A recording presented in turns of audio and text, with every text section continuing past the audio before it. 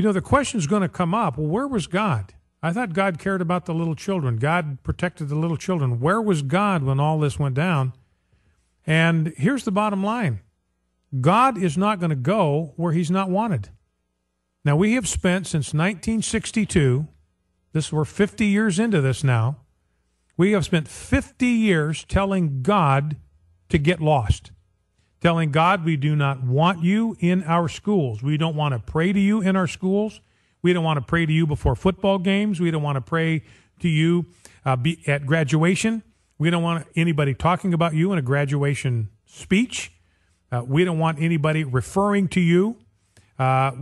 We don't want your word read in our schools. So in 1962, we kicked prayer out of the schools. In 1963, we kicked the word of God out of schools. In 1980, we kicked the Ten Commandments out of schools. We've kicked God out of our public school system. And I think God would say to us, hey, I'll be glad to protect your children, but you got to invite me back into your world first. I'm not going to go where I'm not wanted. I am a gentleman. You know, I think back when I was in elementary school, we had prayer in schools, and we didn't need guns. I'm going to repeat that. Back when we had prayer, the Bible, and the Ten Commandments in schools, we did not need guns.